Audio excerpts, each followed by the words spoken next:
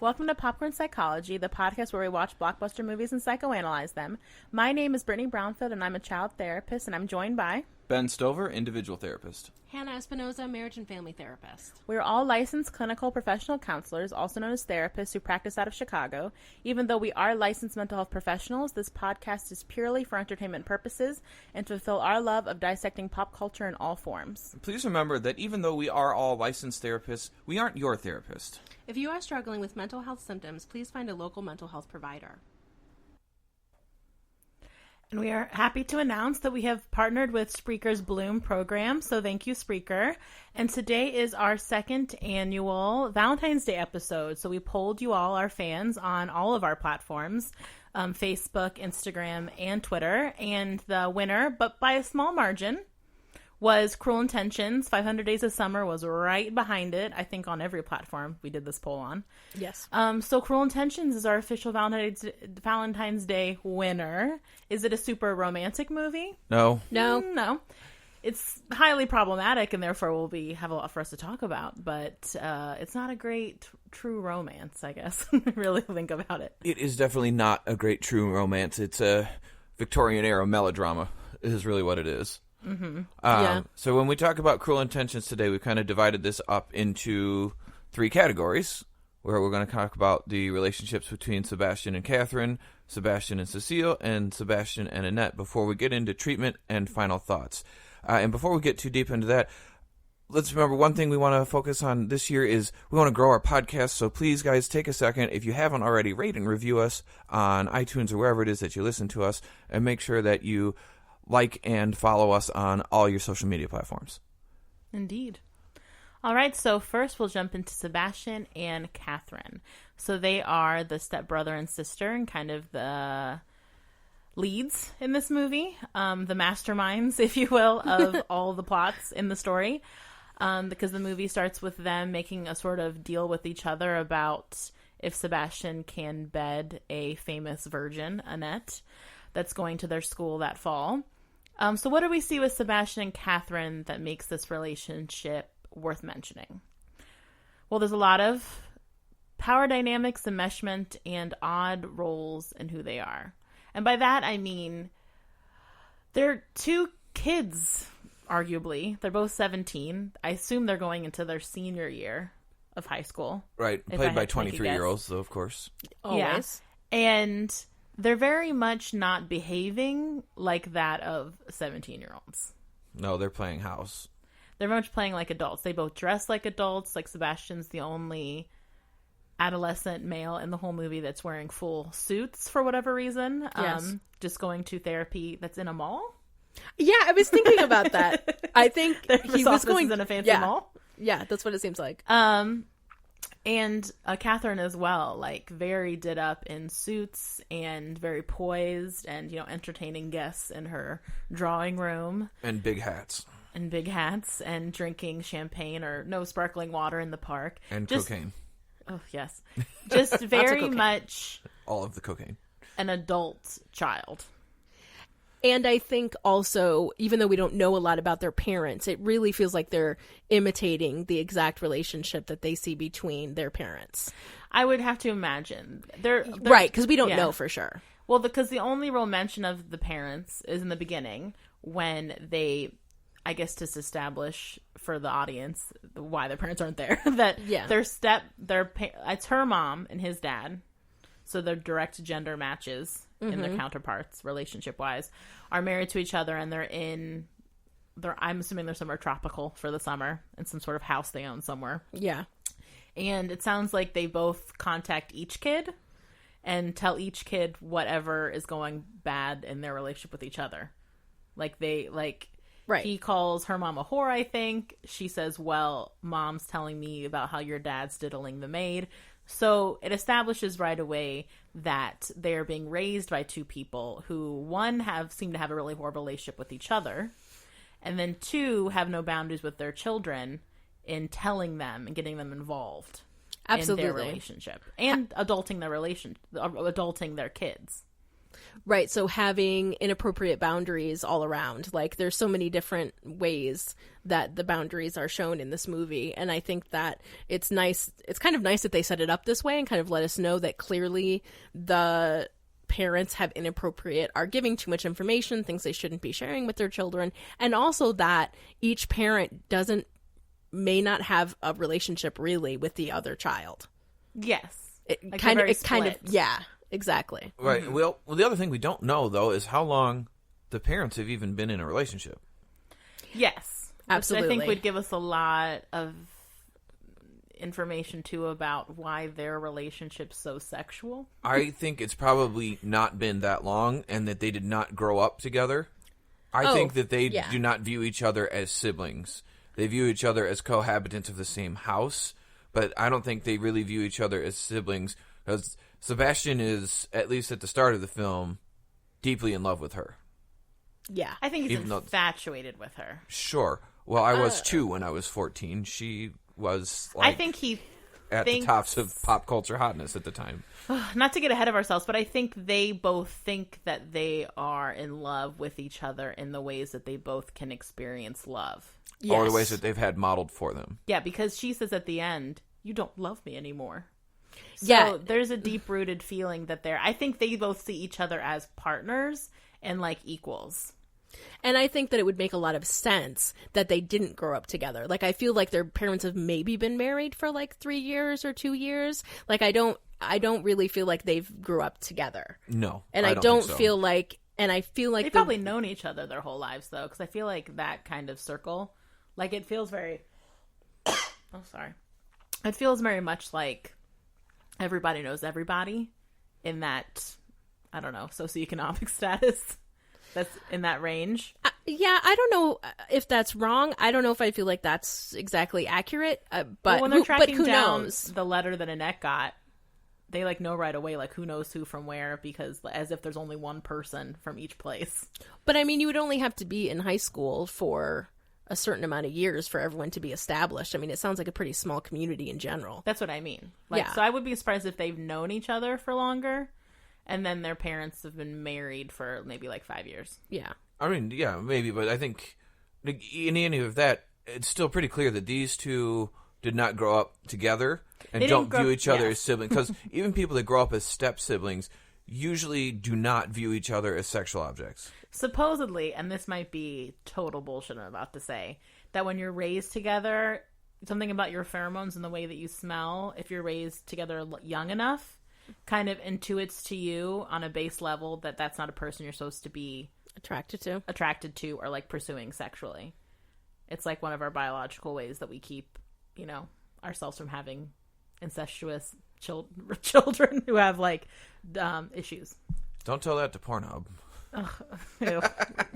Yeah. That's like everybody's fantasy now. Like, people talk about, like, it's so weird. It's terrifying. Agreed. Mm-hmm. Agreed. Terrifying. I hate it. All this, like, ugh. Mm-hmm. It's scary. It is scary. It's gross. On that digression. Yeah, sorry. All this, like, step sibling stuff is weird, but like this movie just preyed on that. But I think that these two, they didn't grow up with each other as that, having that pheromone that Brittany's talking about. Those biological protectors were not in place with these two, which is probably why on a psychological and physiological level they even view each other in this way, because if they had grown up together, it's not like if you have step siblings in the house, you need to be worrying about what they're doing to each other. Like, it's not more than you would in any other situation. It's that these two probably were like, hey, look, we're king shit at our school respectively together, and we're both the hottest kids in the whole school. They're the king and the queen. Right, we're the king and queen, but we're now in the same house, but we're not together, so... And so it would almost make sense that they met after they both hit puberty. Yeah. Right. That would be my assumption. Agreed. But anyway. And so I think it's a perfect storm of they've been modeled really poorly by their parents. One, how you treat other people, and two, how guarded you need to be, because just based on that dynamic, it doesn't sound like their parents are getting divorced. It sounds like they just hate each other and cheat on each other, and it's just an accepted dynamic. And have no respect for the other person, or that you don't have to treat anyone well, and you have to have your back up all the time because you're the most important. You're the most important thing, and it only matters what you want, and you should be able to do whatever you want. It doesn't matter if you hurt anyone. Mm-hmm. And how it's modeled within their relationship is they do a similar thing too, where they're constantly belittling each other, but then also being very like loving with each other, you know, sometimes inappropriately loving. Absolutely. But it is this back and forth of being really, really mean. But that's part of also loving someone almost, is like this dynamic that's been created where you can do both things at once and that's okay. Which I'm sure is what I bet you their parents are all over each other as much as then they also have these huge explosive fights where they say really horrible things. Yeah, and I feel like you're right about that. And I also feel like Catherine very much her experience has been that she, you know, sex is power for her. Yeah. And that is something that she has always used in relationships and uses with anyone. I mean, even the fact that she sleeps with Ronald. Mm-hmm. Like, if she can use it as something to get somebody to do what she wants, she absolutely will. Like, it doesn't cross her mind. Mm-hmm. I think it's all, for her, it very much is more strategic. Every move that she makes is strategic. Every move. The power dynamic is there, and for her, again, it's long been a trope of high society, of that, particularly because you said this is a French novel from back in the day, yeah. Probably from not Victorian, but like Louis the 16th kind of like Versailles era kind of stuff, like a lot of big wigs. France was like that. People were literally beheading each other. Reign of Maybe Terror. Maybe not yet, but around there, yeah. Okay. Aesthetically, I think so. Yeah. Right, but so in that area, but it's been a long-standing trope that when women didn't have power in these types of stories, that they took the power that they could by using sex. Well, it's a trope also because it's how the society worked for a very long time. I mean, that's the patriarchy. All women have, still sometimes to this day, is the power that I can withhold, the power of withholding or providing sex in some capacity, or sexuality in some capacity, or my attention, or just my sexuality in general. And so with her, it seems like I'd be shocked if her mom doesn't do all the same things she does. Agreed. Like, I using totally sex agree. as a tool, being overtly sexual at times, and then being super cheery, socialite at other times, and just playing men and playing other people. And having a public face versus a face at home. Yes. Yeah. Yeah, Catherine's very much like, two-faced. Well, it's the power dynamic she has to hold, because she wants power everywhere. She wants the power in the home, as well as the power in the society, and she's the head girl, or whatever the term She's she the uses. student body president. Student body president, yes. Sorry, I got caught up in the Harry Potter. Yeah, I was going to say. The English boarding school words.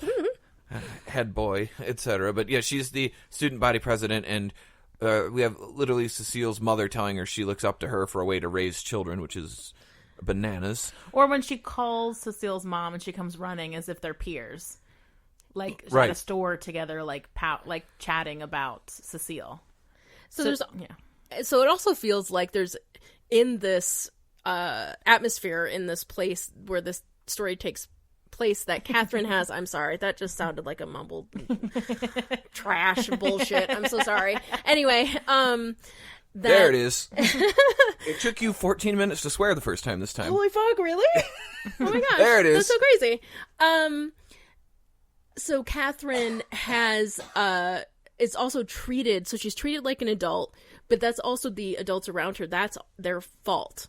Taking her that seriously, and she's also set up in a place where she's allowed to act like an adult. Well, also, which we haven't touched upon, is because their parents are gone, which we have brought up, Yes. they're left to their own devices. Like, they are Correct. also kids that are allowed to play house and be adults because, well, one, they have a ton of resources, which seems very specific to being as affluent as they are.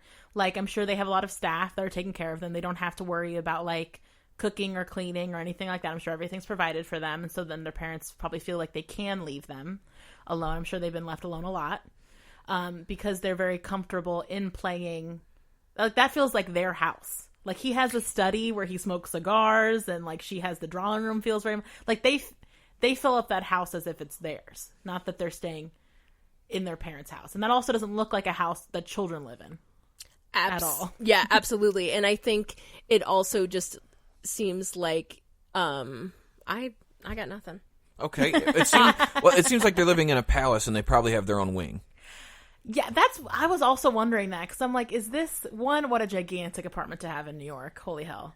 And then two, it does seem like this is their part of the house.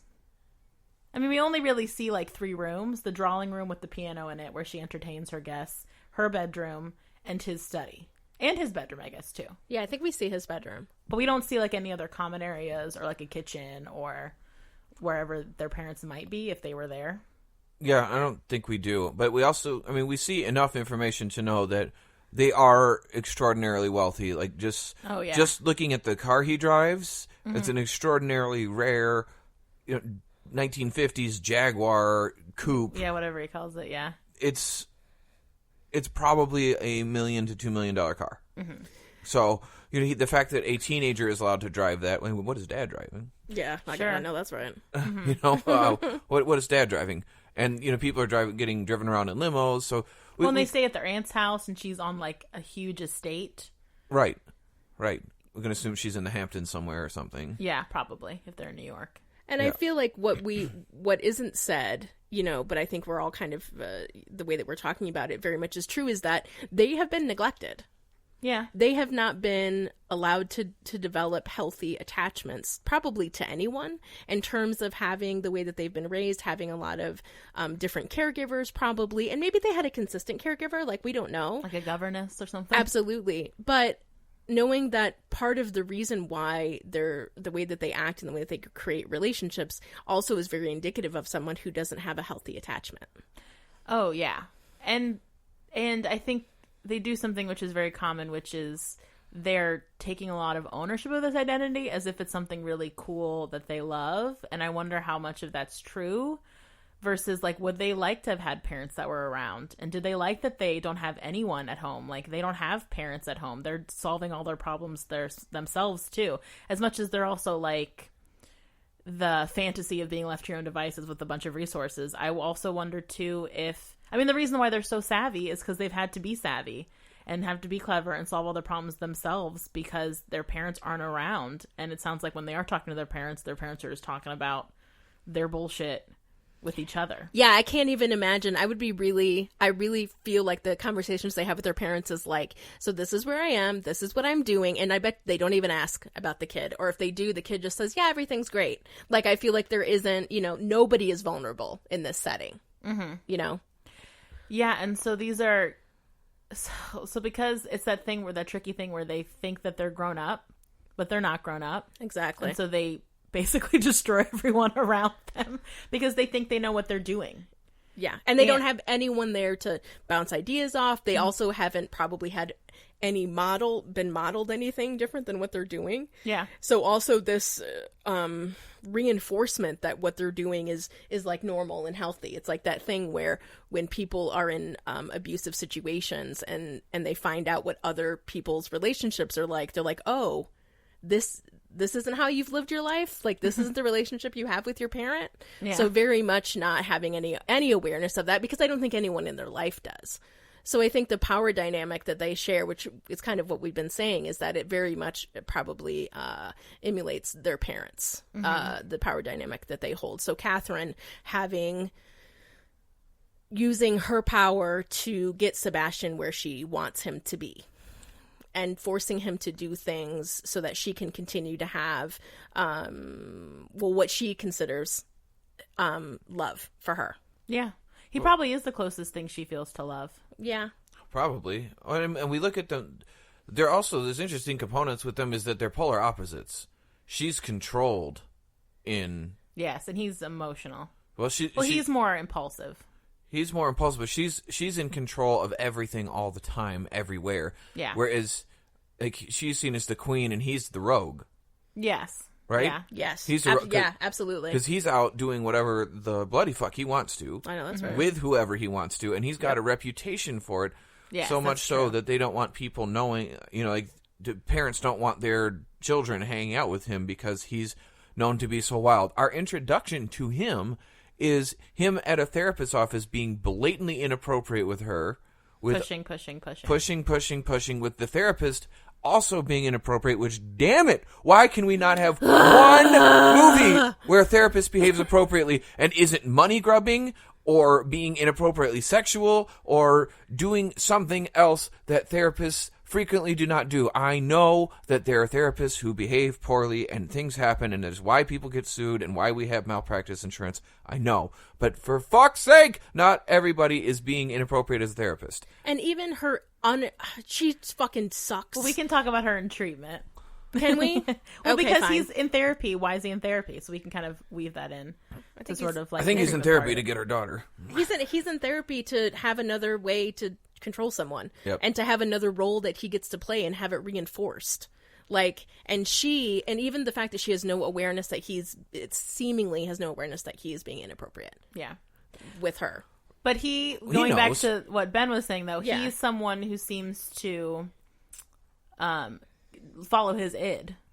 Like, Absolutely. this will be Absolutely. fun, that'll be fun. And I do think that is, for both of these kids, I mean, the popular term lately has been affluenza. Yeah. And there are two kids that have had, and the idea of that, if I understand it correctly, is that you have so much money that you don't have any concept of basically how society and ethics work because you don't have to worry about it. And it warps your sense of like right and wrong to the point that you should be quote unquote just forgiven or given a pass for the stupid shit you do or the horrible destructive stuff you do. Because like with all this stuff I'm sure Sebastian's done things that should have gotten him kicked out of school Or time his and time ass again. beat. Yeah, and I'm sure his dad or mom has paid people off. Yeah. And Oh, certainly. all the Donations to the school. yeah, and all the schemes they're doing in general require a lot of resources too, and time, and I'm sure they've also seen their parents do horrible things and get away with it because they threw money at the problem. Absolutely. And that's also part of the power dynamics of this too, is these are two kids that have never really had to be bothered with consequences in a real way, in a life-changing way, until now. Because No, he literally well, dies. except societal ones. But these two with each other, because they maintain that status of he's untouchable because he's the rogue. Mm-hmm. So he doesn't care. Yeah. But for her, so for him, the game is getting to do whatever he wants, however he wants it. That's his entire game. Mm-hmm. Taking what he wants and seeing how he can manipulate it into happening. She's the queen. Her game is to manipulate other people into doing what they want while keeping the attention off of her so that whatever bad shit happens makes it look like someone else did something to her while she gets whatever she wants. But even the fact that they secret. have the time to do this and they're not worried about like their job at McDonald's so they can raise money to go to school. Like that they have this time and space Right. to operate in this way. Absolutely. And so it just creates these two awful kids. And they're enmeshed. And I think that's something we haven't really touched on either because since they don't have to necessarily, they've made up their own rules, I guess, what I mean too, and they have an agreement with each other, which you do see it a lot with enmeshed relationships. There's a lot of unspoken rules. Mm-hmm. Like we don't really fall in love with anybody else besides each other. And so the conflict between Catherine and Sebastian comes because he's breaking their rules. Absolutely. And so she starts to freak out. Well, and she also, her game is getting him under control so that he only wants her. Although Because she has she no needs intention to- of sleeping yeah. with him. She wants to be able to have that control where she can engage him in the thing that he uses to control others so that she can get him off his game, which is being the one who gets to choose who he has sex with. And get him off of that game so that she can make him want her and she can take that away at whim so she gets control of him by making him think he can do what she wants. It's really fucked up. She is a monster. He is a monster in his own right, but she is the literal devil. Catherine is such a I agree. Like she very much is She's the true biggest villain. she's of the biggest story. villain in this movie for sure. And she is again much more controlled, and everything she does is strategic. I mean, she is horrifying in terms of someone that young also being this terrifying in terms of how strategic she is, and just how really, like, we know that people like this are not made in a vacuum. Yes. Like, they very much are products of being raised in all the different ways we've already discussed. So they very much, like anybody who's been raised in unhealthy ways, I guess, for lack of a better way to say it, don't have a fucking chance to learn anything else. Yeah. And so, and I think it's also just so interesting that in terms of Sebastian's, just one more thing I wanted to talk about quick, in terms of Sebastian's mastery of intimacy, basically, or just plain sex, I guess. I don't know if you can even be intimate with anyone. The way that he responds to Catherine being attracted to him and wanting her feels so, like, odd, because he basically can fuck anybody that he wants to, and so him getting, like, even seemingly being aroused around her very easily just doesn't feel like something that would be accurate.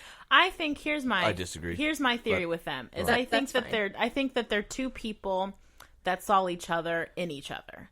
I think that they're kind of this perfect storm relationship. I think it's one of those things where two people, I mean, we talk about this, like, the movie Heavenly Creatures, which is based on the real thing of, like, those two girls that met each other and killed one of their moms because they were going to be separated. And I think that there can be, it's like poly deux is the specific diagnosis when it goes to a place where they do something like murder someone, or when they truly be, like, it's when two people kind of start to share a mental illness, and only when they're with each other. I think it literally means, like, crazy with two, or crazy in two in French, or something like that. Okay. And I think there can be that thing where two people just meet each other, and if they'd never met each other, maybe nothing would have happened. But by meeting each other, it just creates, it's like baking soda and vinegar in a volcano, and it just creates this eruption. And I think they very much saw similar traits within each other. And I think that they feel like that's their intimacy. And I think they very much feel like partners. And as probably as close to being in love as either of them experienced, and that they feel seen by each other, I think, in a way that they don't even allow themselves to be seen by everyone else. Like, they let down their guard with each other in a way that they don't let down their guard with anyone. Or he doesn't until Annette, and she doesn't at all. I was going to say, I don't think she ever does. And I think he does a little bit with Catherine, but she doesn't let her guard down for anyone. Ever. No, not ever. No. I think that her guard only comes down when he hurts her and shows her that he actually wants to be with Annette and no longer is interested in her. And her guard comes down and becomes anger and becomes not guard but attack. Absolutely. But that her armor is still on. But I think Sorry. What I meant with Hannah, where I disagree with you, it was just on the part where his sexuality is not controlled at all, and her being able to turn him on like that. First of all, he's a 17-year-old, so if she just touches him in the right place, it's true. not going to be real difficult to. What did she say? Getting a rise out of him, or whatever phrase she used. Yeah, but everything's a game to him, so she's just a harder game. She's a harder game, but it's also about the he's all id. He's all id. It's about, this will feel good. I'll get my rocks off here. But she, on the other hand, is controlling and manipulating that, and that she wants that because he focuses his attention on whatever he wants, completes his conquest, and moves on to the next thing. Yeah. She wants that attention for her because she wants to be able to control him, and then she's trying to get him to use all of that to play her little game to get back at the guy who, drunk Jerry O'Connell in the car because he's now seeing Cecile, right? It's because he's in love with. It's because she got dumped. She got dumped, and she was made to not feel special, right? And so because of that, she needs retribution to be created, and that's like the thing for her is feeling as well as attention, but it's being in control and being the special one, right? And being the special one. She keeps being. What does he say? Dumped for stupid twits or innocent twits or whatever. Yeah, that is what he says. And so that is like the biggest sin to her. Right. And then after she gets him all wrapped up on her and she thinks that she's playing his game and that she's actually the special one and she's controlling him through the dysfunctional ways that she thinks are love, or maybe she's not even interested in love. I'm not convinced either. Agreed. That I think that she might just literally be antisocial and she's just playing games. But that's for later. What we see is that once he breaks away from her game, she turns on him immediately. But I think it's because she feels threatened in a very little kid kind of way. I mean, I don't know why I'm defending Catherine so much, but I think she thinks that they see each other because she's the only time we really see genuine like vulnerability from her is when she's reading the journal where she's reading that he says that where it says like I'm a bitch, and I think her realizing that he never really thought of her the way that she thought he did, and I think that does Talking really about the end? Yeah, and I think that does break as much of a heart she has.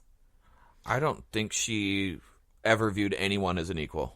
Ever. Agreed. Not even him. I don't even think that He's the necessarily like an equal, closest. but I think she thought he saw her in a positive way, and that they were like partners in crime, and to know that he was really harboring all these negative thoughts about her really bothers her in a way where I think in a genuinely sad way.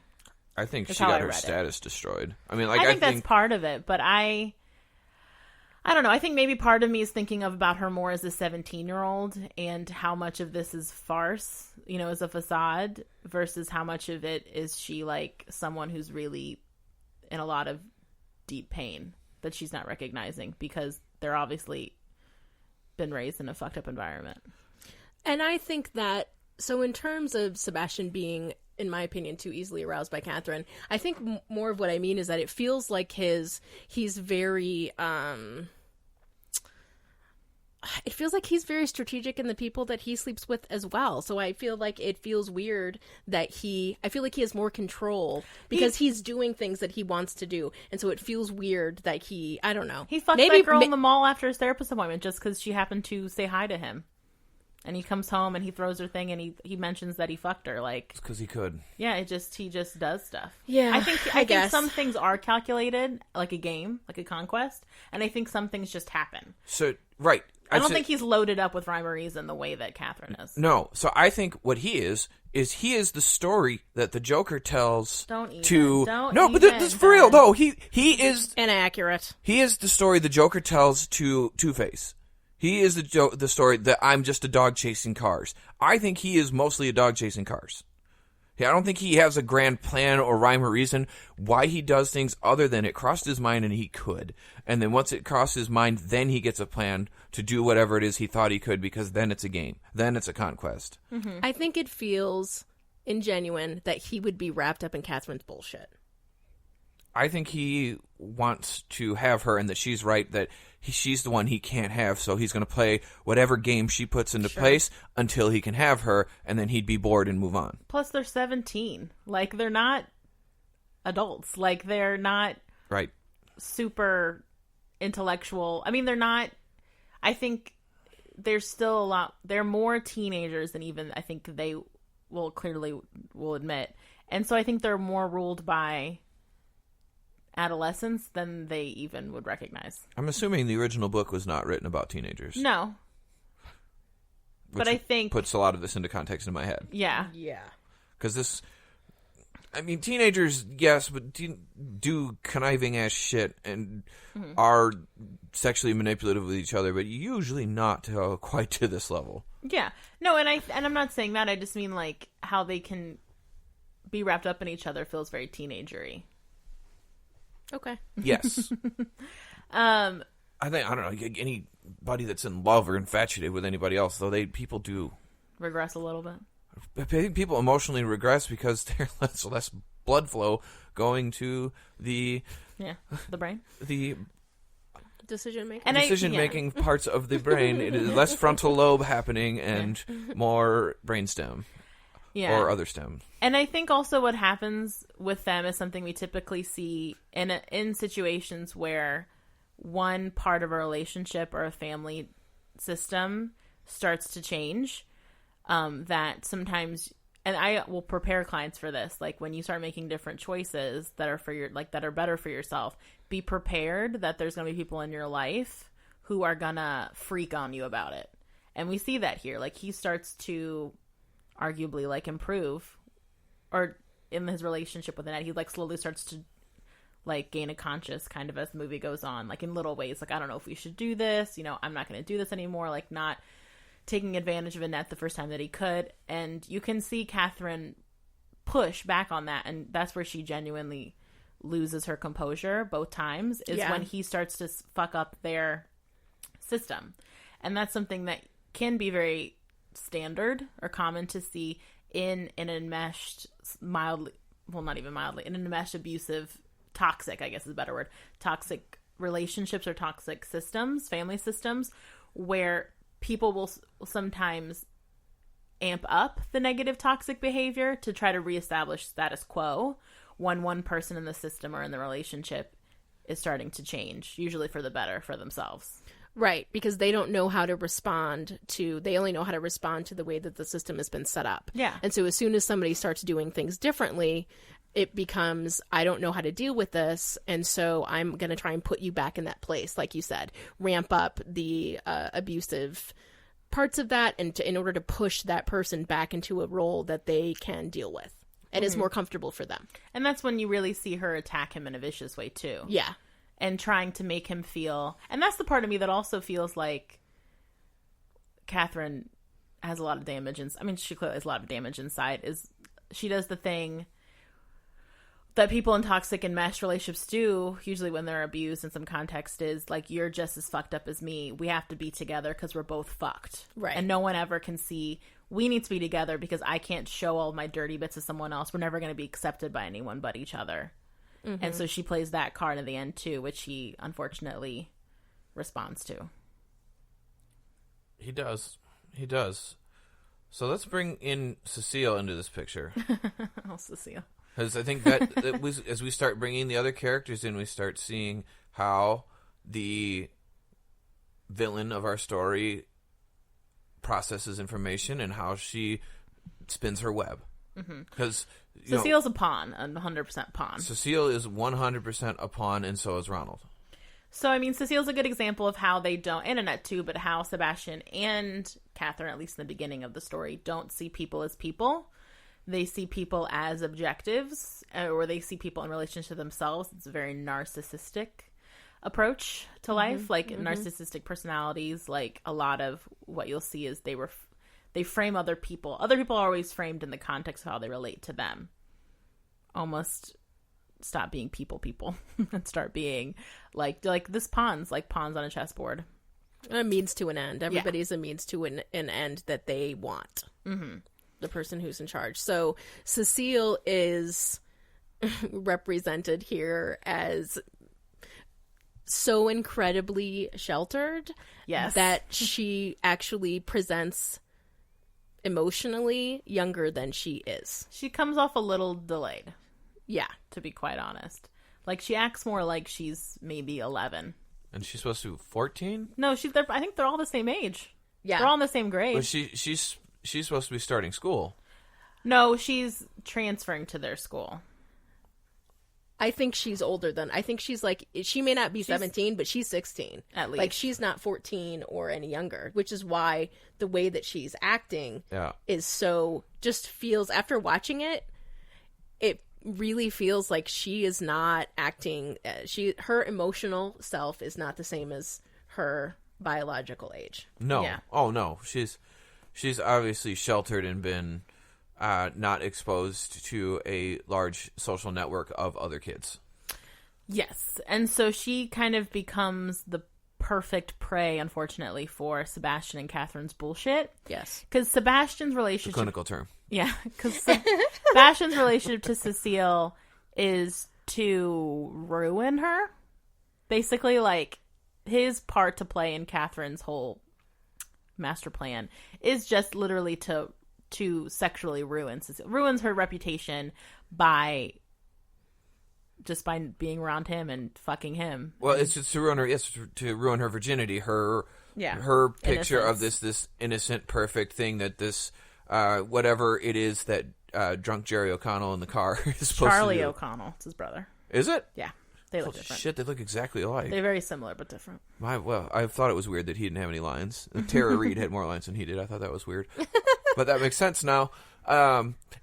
Anywho, not Jerry O'Connell, his brother. This guy, who she had apparently gone to great sacrifices, meaning gone down on, and he passed out. Well, that's because that's not a power position. I think Catherine probably doesn't see that as a power position, giving blowjobs. Yeah, that she had very much lowered her guard and deigned her standards.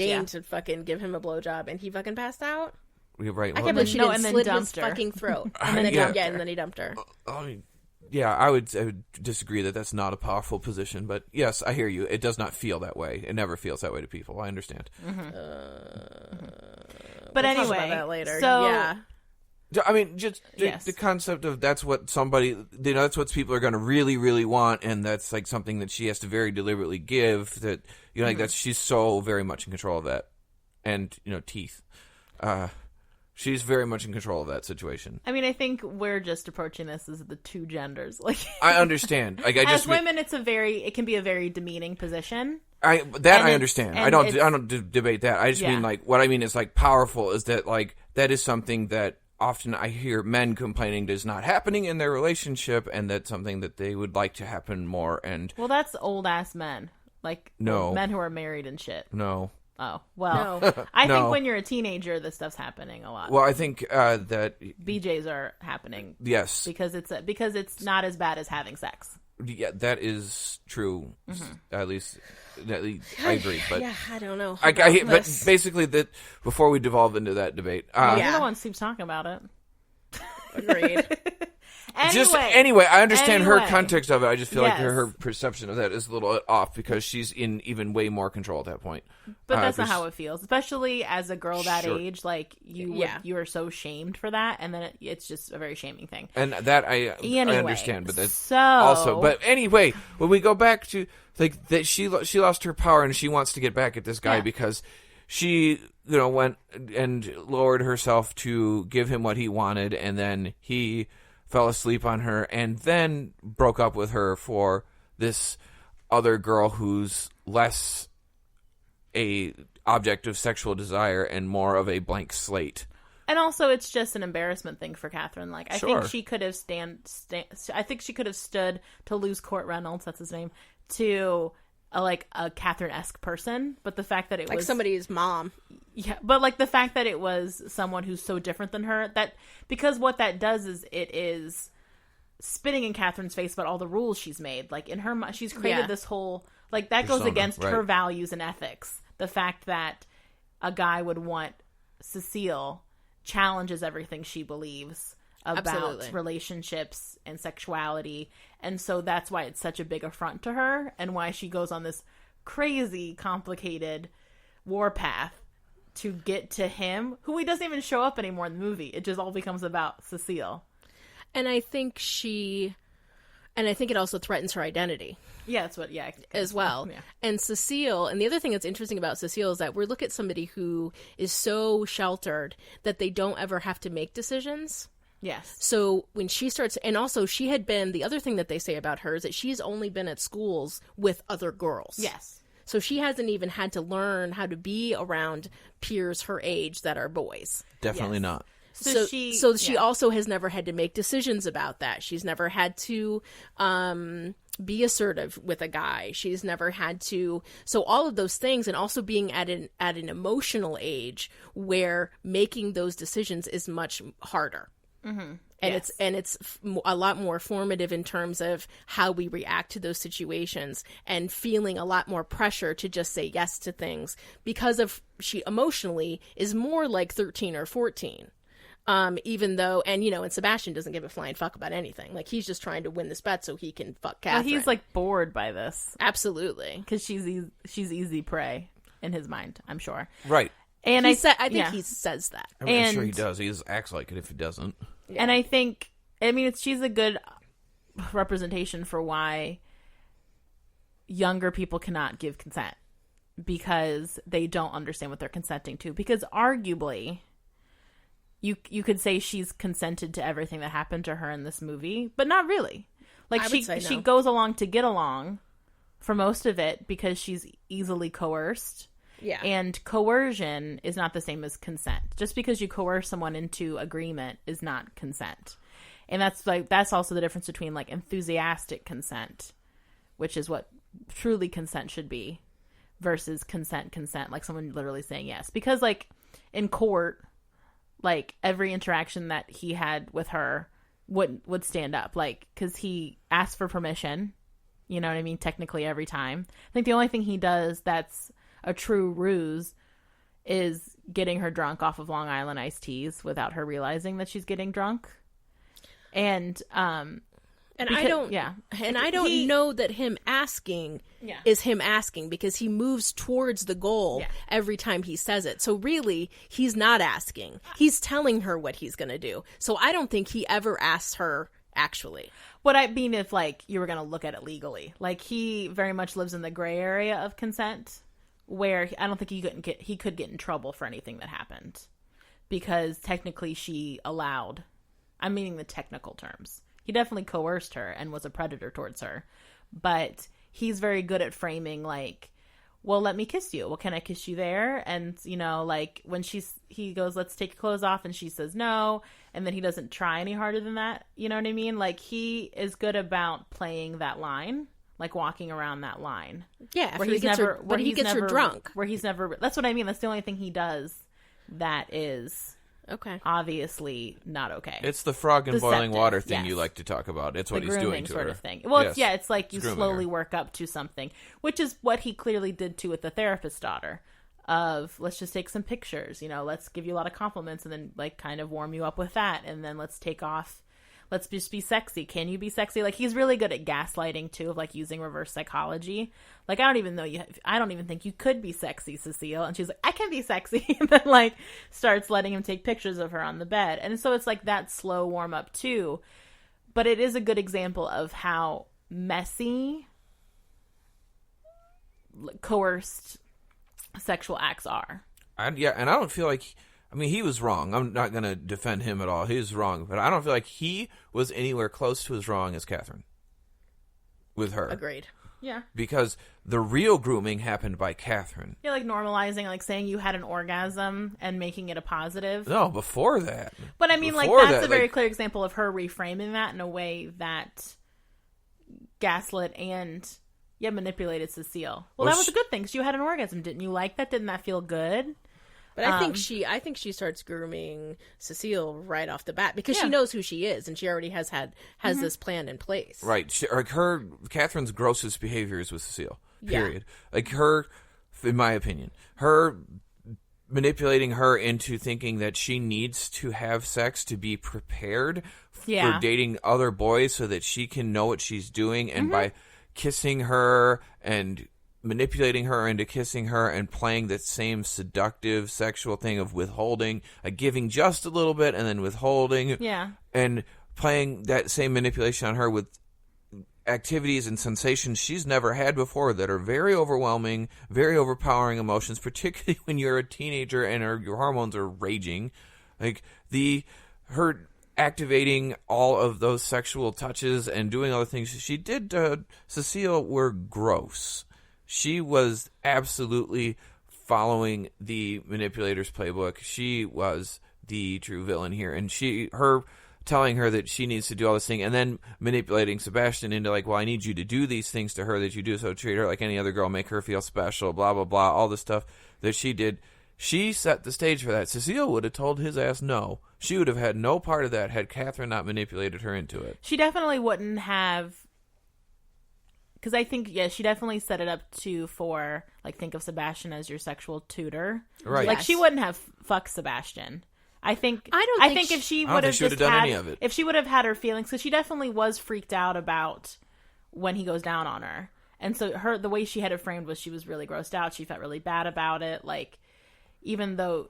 And I think that's also a good point. Like, you can still have an orgasm even when something's happening to you that you don't like because your body's just reacting. Even when you don't give consent. Yeah. And I think that's something that people get really confused for themselves about when they get taken advantage of.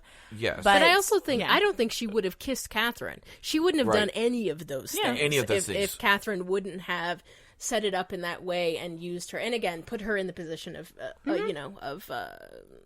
victim, I guess. I don't know how right. to say and what was happening with Sebastian, I think Hannah's right that it operates in that gray area. Like, it's absolutely not right, but she was manipulated into believing that that's what she was supposed to be doing by Catherine, Like, he was preying on her, no doubt, but the real preying, the real deep predatory behavior is happening by Catherine manipulating her into thinking that's what, she should be doing and she should be having that experience. Because nowhere in the interactions with Sebastian did she reach the point of a firm, no, it was like, I'm comfortable with doing this. I don't know if that's what I'm supposed to be doing or if I'm doing it right or what we're doing is okay.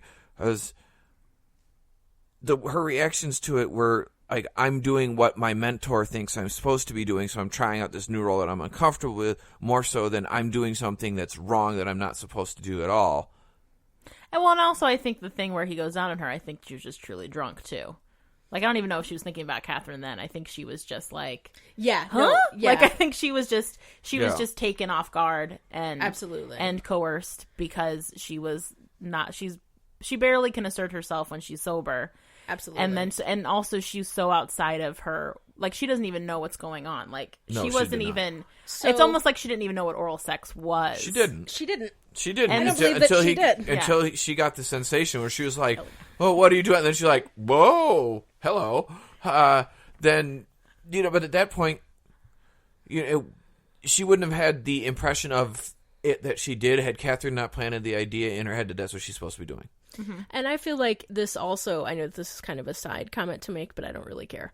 This also shows the effect of not having appropriate sex education for sure. anywhere, and that she would have known about that if that is something that would be taught to her. Yeah. So again, as always, the idea of abstinence is fucking insane. It doesn't fucking work, and it doesn't make any sense, and it makes all of our young people more susceptible to really anything, because if we don't talk about it, and if there's no way to describe it and no thing to even imagine what could be happening, then you also can't imagine the ways that someone could take advantage of you in that way. So it also really shows, I think, that Cecile clearly has not been told anything about her sexual health or sexual well-being in any way, shape, or form, and how different she would be if that was at least the case. Correct. I agree. Because the thing is, kids are going to... How I really think of it is, sex is out there. Someone's going to talk about it. So it's like, where do you want your kid's narrative to be formed? Absolutely. And for Cecile, because she, at such a crazy old age to not know anything about it, not even like... It created a vacuum in which the narrative about sex was formed by Catherine and then Sebastian. Right. Because she just didn't know any better, and it allowed them to tell her what sex was, and absolutely, and she got caught up in it. And I think it's also like what you were saying, Ben, is because she's so immature, I think very desperately wants to be cool and be liked in a way that's very young, and by the most popular girl in school. I mean, she's the fucking student body president, and be ready for her boyfriend, and so that she can be accepted by them when she, when she's ready for him, that she can know what to do so that she won't feel like she doesn't know what she's doing or that she's not doing things right. But also not even showing her what ready feels like. Right. Because the idea that she would even know what that is non-existent. Like, that's not something that can happen. And it's the thing, too, where I'm sure even though Sebastian has a bad reputation, he's also probably very popular in the bad boy sort of way, and he's very attractive. Absolutely. And very good at what he does. I'm sure he's great at sex, unfortunately. And so it also is a thing where you get that much attention by someone who's that confident and sort of like powerful within themselves, that at that age, even if she was her age, like acting her age, it would be really hard to assert yourself in that position. Like, you'd really have to be confident within yourself. And I think we see that, and not jumping ahead, but I think we see that more with Annette. Yes. Yeah. 100%. Yeah. So before we get there, let's look at how that relationship with Sebastian and Cecile starts to change.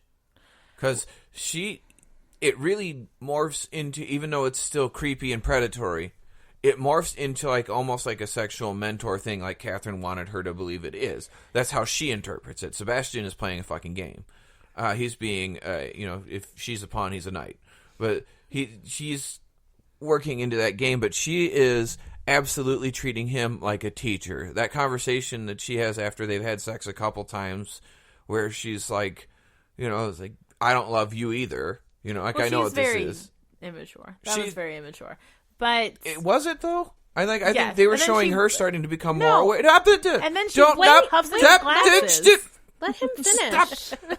Cool your jets, woman. I'm going to get you a spray bottle. A cat. But her emotional intelligence about it changes throughout the film. We see her. She goes from that absolutely immature, kiddie, ridiculous behavior to starting to behave more like someone who has wherewithal about her, about what's going on. She is aware of what the relationship with Sebastian is. She's not falling in love with him. She is not thinking of him as someone who's going to become her boyfriend or her lover, that he's going to start loving her. She knows exactly what it is that's going on between them, that he's her mentor, that she doesn't love him, he doesn't love her, that they're just, using each other, and not that any of that's okay. I'm not condoning that, but what happens is that she starts to springboard that into her relationship with Ronald, where she's using those skills that she learned with him to please him. Because we see that she's in his bed later. Mm-hmm. And she's starting to take advantage and become aware of what's going on. And as that relationship starts to change and morph, he starts to become kind of like more abusive and withholding from her because she's starting to become powerful in her own way. I saw. I don't agree with that. I think he don't think he thinks anything about her other than she's annoying and that she's kind of like that he has to put up with her. He does. And I think I would believe your point more if she didn't follow that up immediately with blowing onto his glasses like a fucking infant. Like, I don't like you either, and then puffs onto his glasses, which is the point I was trying to make. Like, that didn't feel like a power move to me. I think she's just learned to believe that sex and intimacy don't coexist, that you can fuck someone and be totally detached. I think that's what she's learned, and in a way that a child could learn that too. And I don't think it connotes a lot of power. I think it just is her throwing a fit and wanting attention. And then I think he just views her as, I think he gets less and less, as he becomes less and less roped in with Catherine, having to deal with Cecile feels more and more annoying. But you're missing her arc then.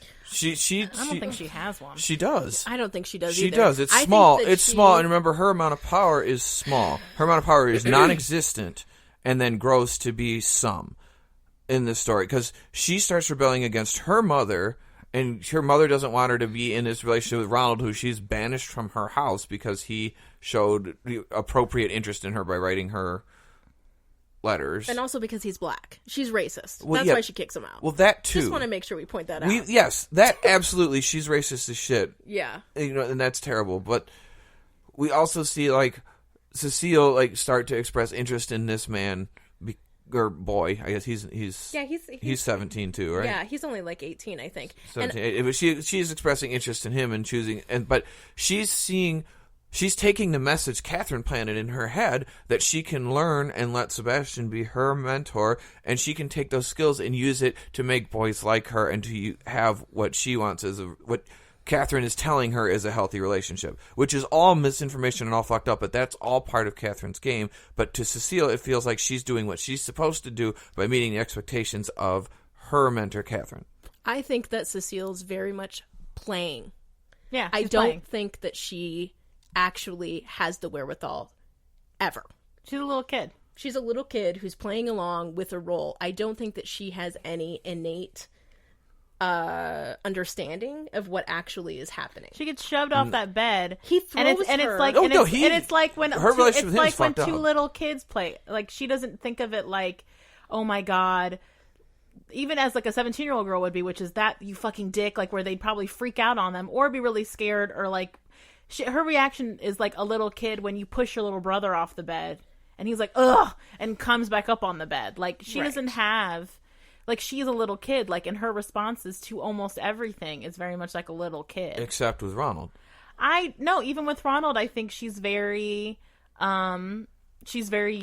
I think, like, when he is, she's very horny, too. I think, like, when they're playing the thing and her hand goes limp. I think she's very much in her id, too.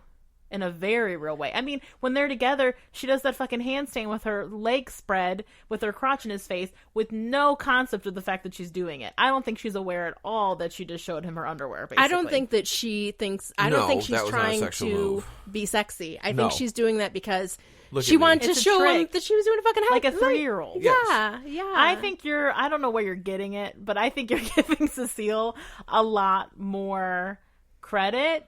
Just more levity than I think her character actually I think has. she's supposed to be a foil. Like a comic foil and also just like a piece of the plot. She's not a fully realized person in this story. She's not, but there's more to her than nothing. That little bit we see, because we're supposed to feel something for her, and for her story, like when we see like them manipulating her, she's not just like a puppet. She's a person, and even though she's a younger kid, we're gonna have to place yourself in the mind of how a kid like that is going to interpret. Is kids are trying to rise to the level of the mentor that they see as the cool kid, right? Mm-hmm. We see her trying to meet the expectations not of her mother but of Catherine. Yeah, like every kid, right? And as she starts gaining, they do that so that they can gain their own status. As one queen moves on from the school and goes to college, somebody else will have to rise to that spot. Not that's that she's. It's not Cecile. No, that's not Cecile, but that doesn't mean Cecile knows that. I mean, I think we can move on from this point, but I think Cecile, I think maybe she's a little more confident in her sexuality because she's like a skill. Right, and that's what I mean. That skill, but I don't think she's grown up because of that at all. I don't think she's grown up, but she grows a little bit. She doesn't become a grown up. She doesn't enter into the realm that Catherine and Sebastian are playing in. But she is no longer like operating on that level of innocence. She's moving herself into her own existence. She's actualizing into more age appropriate a little bit as time goes on. I don't agree with that at all. But that's fine. Fine. I don't know. Yep. So, I feel like we're also getting away from the relationships with Sebastian. But Sebastian and Annette, so it's a very different dynamic than these other two in a lot of ways. And I think primarily because Annette is the one character that isn't playing by the same... She's not even playing the game. She doesn't even care. Like, she's not even on the game board. And she doesn't care to be on the game board in a way that is very threatening to... I mean, I think the reason why they pick her in the beginning of the movie to, like, defile is because they recognize her right away as someone who's not playing their game, and they want to bring her down. I think Sebastian is the only one who does it, and he does it because she so adamantly reports that she's a virgin and what young people should be doing. Mm-hmm. So it's an affront to them. Yeah. Is Catherine that involved, though? No, because I feel like Sebastian picks her out. She picks her out, but my assumption would be why Catherine keeps going with it, because she's like, yeah, okay, this makes sense, and also, like, she is going against what we do. I mean, she's very much like the polar opposite of Catherine too. Absolutely. And I think Sebastian, and I think what we see the difference, because also I think that Annette is more self-actualized and does know more of who she is, probably because she grew up with healthy attachments would be the therapist way to say it. She's the white knight. Sure, whatever. So she is. I don't know what that means, but anyway, I think you're right. I would be shocked if she didn't have a really good relationship with her parents. Yes. Where she didn't need all this other stuff to prove herself. And I think that part of what happens because of that with Sebastian is that he uses his regular shit and it doesn't work. Yeah. And so then he goes back and starts over. And he is he pushes, I mean, in the entire movie, if you watch how many times he touches women without asking. Holding their hands, pulling their body in some kind of way. Yeah, like a real fucking creep. Yeah. So Sebastian is pushing boundaries with Annette all of the time. Mm-hmm. Every time what you can get away with. Absolutely, he grabs her hand. He's touching her in the pool. Yes, just like on her shoulder or like her arm, and he's also really good at gaslighting her too, or trying to gaslight her too. Like the very specific one is when she comes to the pool and he's naked, which that in itself is pushing boundaries moment. Like, you're asserting your nudity on someone else. That's sexual assault. Yes. And then but then making her feel though like she's the one who's like impinging upon him when he's Right. like, can you please turn around? Why are you staring? Like, that's a really good power move. I mean, it's disgusting, but yeah. it's also like a good head fuck, and he really does a good job of throwing her off her axis because he's just really good at manipulating her in that way. And he even does it later when he tries to make out with her and she pushes, and he's like, you're playing with my feelings, like, what are you trying to do to me? Like, making her feel like the bad guy. He does that several times in the movie in a way that really works on her, unfortunately, because, well, one, also continue to saying they're 17. I remember when we were watching it, I was like, oof, I would have fallen for this if I was 17. Because even though Absolutely. she is, like you were saying, a more self-actualized person, she's still just a teenager. And you don't know enough yet about anything to know when you're being played like that. And, like, you do have... And I think because she has healthy attachment, she's probably more likely to trust what people tell her and to be vulnerable and to assume other people are also being genuine and vulnerable with her. I think Catherine and Sebastian are probably always assuming people are... That's why they think... I think they even don't even believe her Virgin Manifesto in the beginning. Yeah. Because... They think she's full of shit. Yeah, they think everyone's full of shit because people who lie think everyone's lying, and people who are honest, more likely than not, think other people are being honest with them. And I think that Sebastian, and I think it really shows the difference between Cecile and Annette, that even though Annette is more self-actualized, it still is very hard for her to make that assertive of a decision because Sebastian is masterful in terms of gaslighting and being abusive and throwing things back on the other person that don't make any sense to make them feel uncomfortable and to continue to push their boundaries. Little by little, like playing the music in her room, like it's all very good.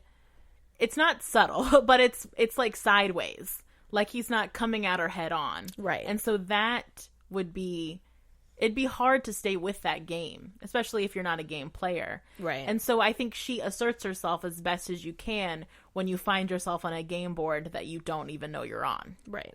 Right. She also, though, does a good job of, when she sets those boundaries, getting him out of his shit, like, a little bit at a time. Hey, Agreed. what makes it an interesting story is that in order to actually get through to her, he can't be on his typical bullshit. He has to actually be authentic. He actually likes her. And if he didn't actually like her and she didn't actually feel that and feel like he was actually invested in her, which he is, the point of her getting ready to drop her boundaries and her lifeguard would have not happened. Because she would have seen right through all his bullshit. Which is why the relationship between them, even though it's that classic story we see all the time in the old stories and that got replayed in through all the 90s stories, just like 10 Things I Hate About You, which was Taming of the Shrew, is that even though the relationship started on bullshit, is that it became real. Yeah. And even... That's what you call a trope, baby. Right. Cha-ching, trope. I feel like I should put a sound effect there. But Probably. Should I do it? Are you looking for He's looking. Trope. Okay, cool. But anyway, I had to do it. The thing we see is that I think, at least when watching their relationship, is not only was the relationship between the two real people real, so the emotions that were shown on screen were actually like their a husband and wife chemistry. It was they're married at this time. No, she's 19 in this movie. They were married short She after. hadn't had their by baby. The time they had a baby first, and then they got married. I think they were young, like 21, their child. I looked it up. Their child was born in September of '99. This movie came out in '99. So yeah, but they probably filmed it anyway. They may have filmed it, but they were whatever. Their relationship was real. Yeah. They had met prior to this movie. Yeah. So the relationship was real. So we see a real relationship on screen. Mm-hmm. The chemistry between them is real, which is why when it looks. You see, like, with Sebastian and Catherine, it looks like acting and manipulating, and Sarah Michelle Gellar has the upper hand in that situation. In this, neither of them has the upper hand once they start acting like authentic people. Like, because he has to be authentic with her or she shuts him out. Yeah. Every time he's on his bullshit, she pushes him out. Like, it happens slowly. It's not an immediate thing. He doesn't, like, start loving her and becoming a real person, but... The more positively she responds to him is because he's being more authentic and being more real. even though it's all under this manipulative, fucked up game, he can't help himself because he's falling in love with her. So more of real him is coming out. But he is still tricking her. He's still... And she still falls for his trick. So I do agree with you that there is a part that is completely unrealistic, that he would all of a sudden be in love with her, by the way. Oh, yeah. It's the story. I'm not talking about the realism of this fucking story. No, right. I know. But I think that he's still the only... I do notice that there are different times when he does seem to have his guard down. I do think that's... I do agree with that for sure. However, he doesn't stop playing the game. No, he doesn't. Until he doesn't want to sleep with her. Right. He gets her where he wants her, and then he doesn't. Point. Yeah, and he doesn't want to sleep with her. That is the first time. That is when he stops tricking her. But I really feel like even though he feels differently about her, I think he's still needling her and goading her towards the way that he wants. He's still being abusive. Yes, he is. I'm not alleging that he stops being abusive. What I'm saying is that scene in the pool, he's full on his game. He's on a bullshit. Oh yeah, for sure. He's for fake. Sure. He has that fake, weird, creepy smile. He does. Oh yeah, that really bothers me. His being creep when he's talking with that obnoxious, whiny bitch accent that makes me wish that a wrestler from the 90s would drop kick him in the face. Those kinds of things. I think I wrote that he's a prickly little bitch. I think I wrote that down 3 times. I agree with that assessment. Clinical terms, of course. Absolutely. Prickly little bitch, a PLB, a yes. plib. But I think that what I mean is what I see is that there's her rejecting his bullshit exposes his cracks, and through the cracks that he starts to show, his real emotions start to come through, and it's that she starts to latch onto. It's not that she's getting roped into his game. He's still playing a game the whole time. Absolutely. But I see what you mean. She wouldn't even let his ass in. Like you see, she's on his shit. She walks out of the pool fuck you, and never looks back. She doesn't pause at the door. She walks right out. Right. She's this is you're on your bullshit, and she calls him on his shit. And if he hadn't changed, if some authenticness didn't come out, she would not have latched onto it at all. She would have rejected his nonsense. He's still on nonsense, but it starts to change. That's he has where the story growth goes. Well, and he has moments of vulnerability. Right. And so what I think the other difference with Annette in terms of the other characters that we've been talking about is that because there's a better chance that she has a healthy attachment, she also is able to be vulnerable, more vulnerable than anyone else in the movie, because she has experienced being vulnerable and the positives that come with that, which is feeling connected to people, being able to not have to feel scared when you want to share something about yourself. I think one of the things that I really like about Annette's character is how she very consistently does that, and how when you haven't had any experiences with vulnerability, and I don't think Sebastian or Catherine ever have, that having someone show that to you so consistently would just throw you off in terms of, I don't know how to react to this. I've never been in a situation where someone has acted like this. So again, another way for him to have to change how he's acting in front of her, but also because he has to change because of the responses that he gives to her can't be the same as they normally are, because she's being vulnerable, and how that really makes us feel connected to someone else. Right. She's not blinded by his wealth or his attractiveness, even though he's a skinny little bitch. He is too. This just scrawny stick figure man. He looks like a 17-year-old boy. Yeah, he did. But she didn't latch on to any of this shit. The girl at the mall. Yeah. The girl at the mall was all about oh, this hot guy has got all his money in this car and this suit, and he's interested in me, and he she falls for that mask, and Annette does not at all. Yeah, and I think Annette she just shows him something so different. Yeah. And I wonder if also, because this is what I truly think with a lot of people, is I think we all want to be able to be vulnerable, and so I think sometimes when people get the opportunity to be so, someone opens that door, I think sometimes people very eagerly, even more than they think, will walk through it. And I wonder with him is that, and maybe it felt nice to just be with someone where you didn't have to be thinking so hard all the time about what you're going to do next and what you should do in response and how you should play this, and that's really exhausting. And I'm sure it's just relaxing to be with someone who, and maybe also super unrelaxing because it's so uncomfortable at the same time. But I mean, you can tell that So in the scene in the car, right?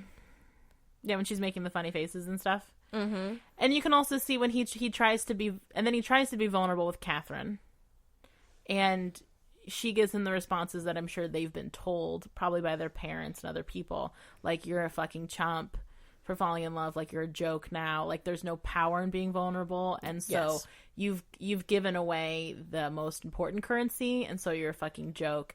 And you can also see that too when he doesn't have sex with Annette the first time, and he goes and looks in the mirror, and he gives himself that weird, like, negative pep talk, like, you're being a fucking pussy, like, man up, basically. Yeah. And that, I think that little moment tells us almost everything we need to know about Sebastian.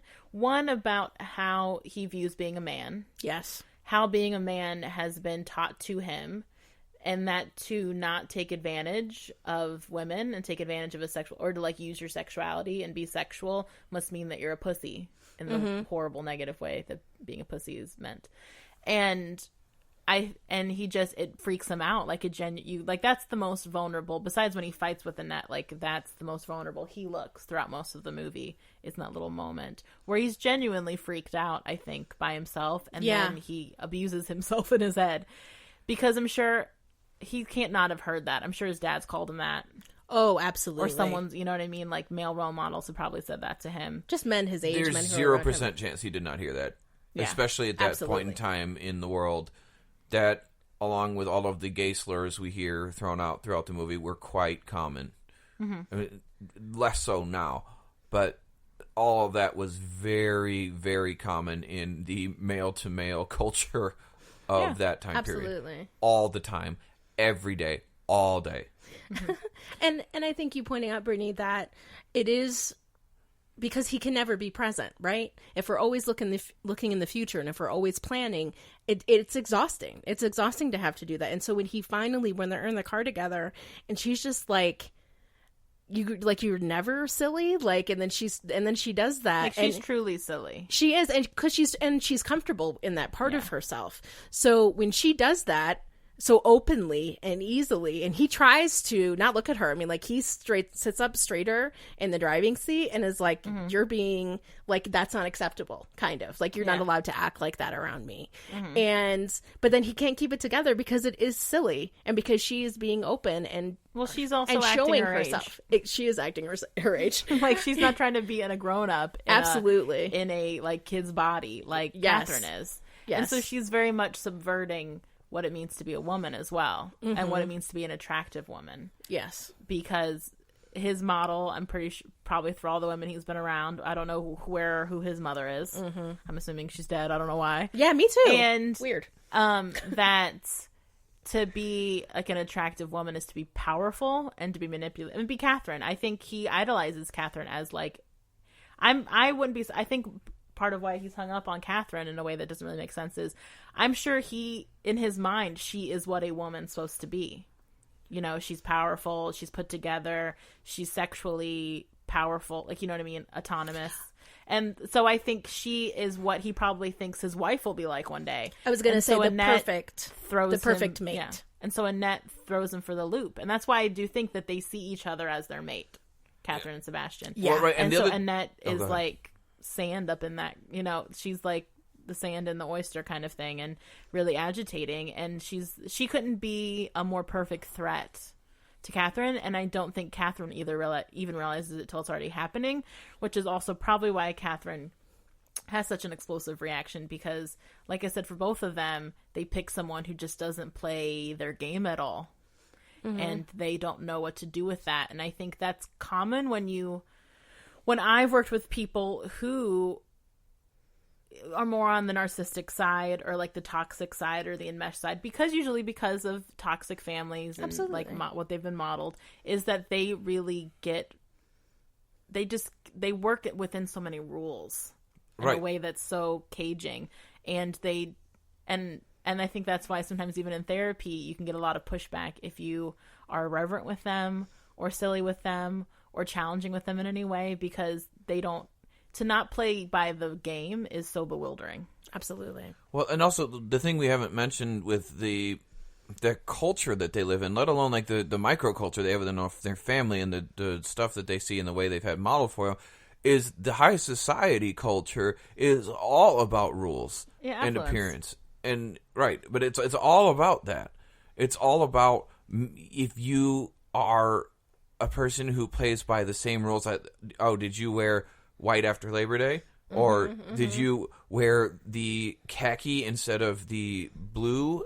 Just whatever. Well, it's a high shame culture. Right, it's a high shame culture. It's all about playing, but the high shame comes from, did you play by the established rules to the letter of the rule, to the level that I brought it? Because if you didn't bring it to the level I brought it, then I get to shame you because I am the one who adhered the most to the rules. Well, also it's the social psychology of a Ponzi scheme. Like, I've invested so much time and energy, like Catherine, like I've invested so much time and energy into this game that I can't to let it go would be to admit that you're a fool or that you've wasted time and resources and energy and that you're wrong. So that's why people stay in anything way longer than they should, or why people get so weirdly wrapped up in stuff even when it doesn't make any sense anymore, is because to really look into that and be like, oh, this is all bullshit, is very, very, that's shaming too. It's very, and you feel, like I said, like a fool. And so, I mean, that's why a lot of things stay the way they are. High society, religions, to a certain extent. Like, it's because we all have to keep this idea going. Yes. Because then we'll all look like idiots. Right, like I can't all of a sudden say that what we've been doing, wrong for the last 100 years is all of these things. Like I have to keep and be like, no, but it's okay. Like we'll just, and trying to, and not being able to act, maybe it's not more human, but, and say, no, you know what? This doesn't work anymore. Why are we still doing this? Why is it still set up this way? None of us are... This isn't holding anything really valuable for us. Well, I think because of that word, like this, anything becomes your values after a time and with enough energy put into it. And so to what you're saying, Ben, too, is like all this stuff is very highly valued. Yeah. And so then when you come across... It's the highest value. Yeah. And so when you come across someone who doesn't share your values or kind of like spits in the face of your values, like Catherine and Annette, it feels disrespectful. Yeah. Yeah. And Cecile also spits in Catherine's face in terms of her values. And that's why she wants to destroy her too. I mean, it's the same way that, like, burn the witches, you know what I mean? It's like you're flying in the face of the values I've put my time and energy in, so I need to destroy you so I can reestablish my values and feel okay. You're threatening my way of life. Yeah. And that's what Annette and Cecile are doing to Catherine. They're threatening her way of life. So even though the thing she does is abhorrent, psychologically, they make sense. To Catherine. Right. Yeah. Right. Yeah. Well, Catherine's the black swan, right? Catherine's the black swan, and that's the white swan. Like... Sure. Okay. Right? Yeah. Yes. Yeah. Yeah, I know what you're talking about. Right? Like, There are dichotomies. There are dichotomies, but Annette is also... Like you guys were talking about, like she's disrupting and is disrespectful, but Annette is also everything... She's artful. Well, she's everything that Catherine is upset that she gets left for, but she is the gold standard of it. She is smart, she is capable, but she is everything that innocence, that virginal, that perfect picture of someone that Catherine keeps getting left for by the other guys in her life over and over, but she is the absolute pinnacle of it, as opposed to Cecile, who is just another like dopey twit, whatever word that she used. Annette is all of those things plus being desirable and able to play the game and fit into the culture. Well, because she's actualized, and and even when she has sex with Sebastian and like is no longer this persona she has, it doesn't destroy her either. Right. Like, I don't even think she, after all is said and done, I bet you she doesn't even regret having sex with him, because even though it was a big part of how people know her, I think when you have a healthy identity, every part of you is only a part of you, and it doesn't, if something is lost to you, a part of who you are is no longer who you are, it's okay because you have all these other parts still. Like your Jenga tower doesn't tumble down. Right. But Whereas Catherine doesn't have that. Right. Right. Because You have- Catherine's all her persona. Right. You have a sense of flexibility. Yeah. In terms of I can be this thing, and also if this thing doesn't work for me anymore, I can shift and change over to something else. Like that's not all that I am. And Absolutely. Annette trusts herself too. Right. And so I'm sure I'm reading into a lot, but I'm sure she just trusts that like I did what I thought was right at the time, and I felt made the- good, and yeah. it was a good experience, and I made it with all my eyes open. And a person that I care about and cares about me. Yeah. And I would assume too, because she's a little more self-actualized and has healthy attachments, even acknowledging that she was used a little bit, I don't think would make her feel like she's a huge idiot either. Exactly. I think she would, and also I think in the culture that they're in currently, that it being Sebastian, people would totally understand. Like I don't think she would get shamed either. And she'd just be another person who fell to his bullshit. And she would say, "Look, but I really felt like he cared about me, and You can I say really whatever you want, but and I cared about him, and it was a magical experience, and I'll never regret it being with him. Am I bummed that we can't be together? Sure." So why does he tell her everything? I feel like that's the next part we need to discuss but I here. I think that's just possibly just the magic of filmmaking. Like it's a plot point. Well, yes, it's a plot Like device. it's supposed to show that he's but that's what we analyze in that the he. show. But it's supposed. But I mean, like in terms of like. Don't roll your eyes at And me. no, in I terms see of that. like the magical part of it, because some things we talk about don't make sense. Like this, like the common myth that love will cure you, or love will just make you better, or love will heal you Trope in alert. a way that's not realistic. Because honestly, if we can slide into treatment, maybe this is more of that. Is he probably would have to do a lot of work. I think maybe he and Annette would honeymoon for a little bit, but then I think Yeah. it would be really hard for him to not recreate some behaviors with her. I think he'd probably be really threatened a lot.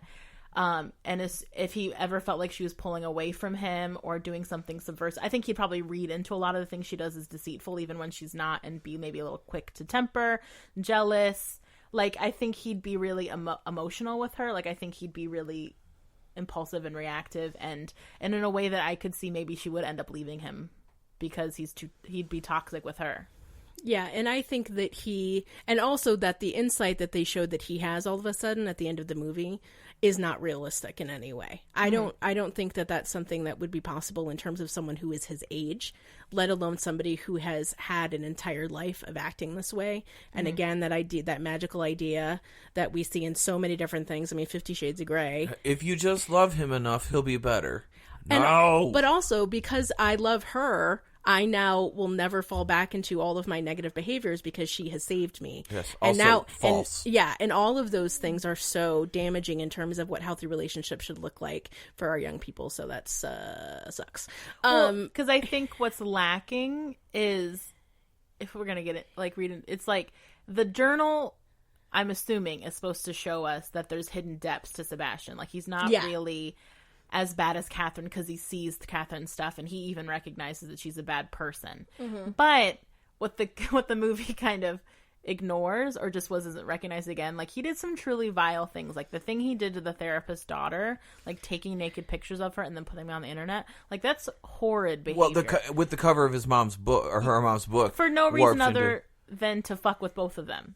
Or to fuck with the therapist, which is weird. He's punishing her for charging him more and being egotistical, and also because he's on his bullshit. Yeah, Mostly because he's on his bullshit. absolutely. And so that sort of in his mind, that sort of stuff, that remembering back to that behavior makes it more difficult to believe he could have a flip like this, because people who are capable of such despicable behavior, that in itself, that thing he does to me in the very beginning, that doesn't match up with this Sebastian we're supposed to believe in by the end. Absolutely. Because the Cecile stuff, even, which is horrible too, that feels more like he was pulled into something by Catherine. It's something they did together. He doesn't really care about sex, so why not? Like, sure. That feels more like you could wrap your head around it. But the therapist's daughter thing speaks of someone who is capable of true disgusting depths.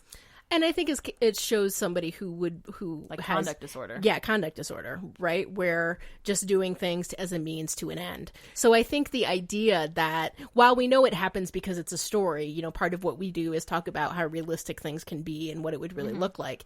And I really feel like, and maybe you're right, like maybe it would be where there's a honeymoon, but yeah, they wouldn't last. I don't think that they would ever be able to be together unless he decided to go to therapy and had extensive and really, but was also very much had buy-in in terms of he wants to be healthy for Annette. He wants to have this healthy relationship, and he wants to be able to learn things and to trust himself and love himself. And I don't know. And honestly, I'm not really sure. Like, I don't really feel one way or the other. You know how sometimes I feel like that would never fucking happen. I'm not sure when we're talking about him. I think it would be very hard to all of a sudden have that motivation. Mm-hmm. But I also, because I think that's what makes this fictional, like you're saying. Absolutely. Is all these parts that this movie shows of Sebastian don't really align. Yeah. And so that's the part that makes him a fictional character, not a real person.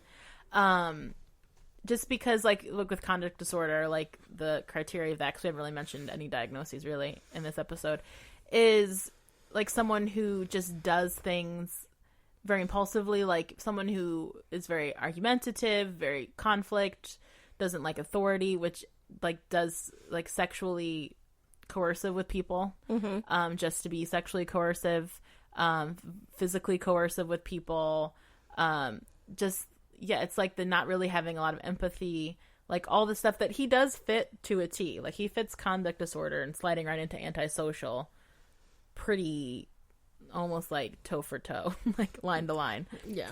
And I think Catherine's a little more nuanced, but also I don't know how realistic of a character she is for a 17-year-old. Absolutely. To be quite honest. Yeah. She'd be making a lot more mistakes, I feel like. Yeah. But I think with, like, if we go to the treatment portion, I could see what would happen if I'm really going to think about them as real people and he doesn't die at the end, that if he and Annette were dating, I could see her be like, you need to go to therapy, you're fucked up. like I can't be with you until you figure this stuff out. And I could see him maybe going to therapy for her. Seeing a male therapist would be the better option, so he doesn't get pulled into his shit, just out of a protective stance. Sure. And, like, really wanting to work on, like, sort of probably like anger management-esque stuff, like emotional regulation things, like not giving in to every whim you have and not giving in to every emotion you have, and learning how to calm down, how to, like, use coping skills to take breaks from someone, like not to jump to the worst conclusion, all that kind of stuff. That takes a lot of maturity. Mm-hmm. And to not use your power over other people to get what you want. Like the thing we haven't even talked about, which is him threatening to expose the football player's sexuality in order to get information on Annette in the first place. Mm-hmm. Yeah. Which I forgot about, actually. Super not okay at all. It is a huge violation of someone's life to do that. And him to even take that level, I think that was probably viewed a little bit differently by popular culture in 98 when this was made than it is now, but it shouldn't have been, because like that level of life destruction he was about to impose on that football player character was disgusting. Yeah, it really was. And the way that him and his friend both manipulated that guy. Mm-hmm. I mean, I guess the argument could be made then, because his arc does feel unrealistic, really. Because he gets one girl that's nice. But then it's also, like, the thing where when you get a kid, because he's a child, teenager, away from their group, they sometimes can have a really crazy growth arc, just because they're out of all their influences. And so it could be a thing where if he got out of that house, I mean, he'd have to also get away from Catherine. They couldn't be around each other without it being destructive in some capacity. Absolutely. And I think he would have to be like in a partial hospital program or IOP, or go to some kind of, like, I really think he would need to be in an environment that was where people who are healthy could help support his changes. Mm-hmm.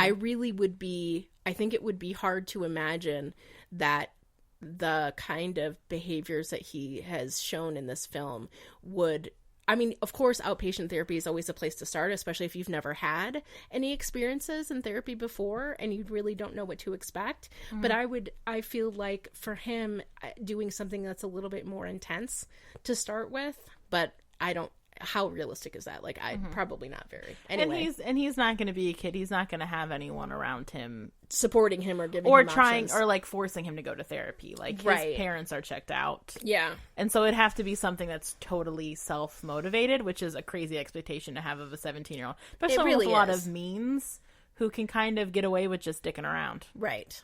And so I would be shocked if he wouldn't just jump ship on Annette's relationship with him once she pushed hard enough. Like, if she said, I really need you to go to therapy, I could see a version of him that's just like, well, then fuck you.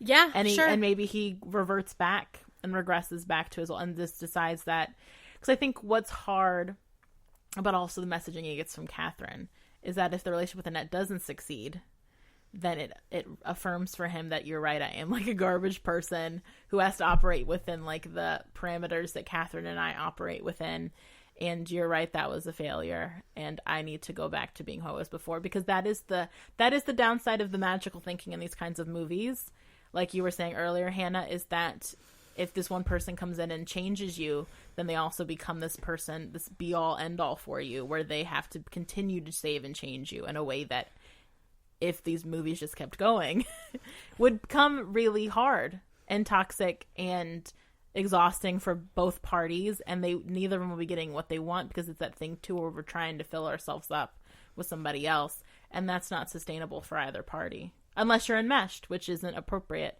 And she wouldn't be enmeshed with him because she doesn't need to be. Right. And Catherine and him do need to be, which is why it also lasts as long as it does. So who'd you pick to treat? I mean, ideally it would be Sebastian, because he's the one in this story that, if we're just going to believe it, shows an inkling of more. Like, he wants more, and he has the capacity to have more. And maybe he's a little morally grayer in a positive way than Catherine is, because he's recognizing that Catherine is deceitful and she does bad things, like based on his journal.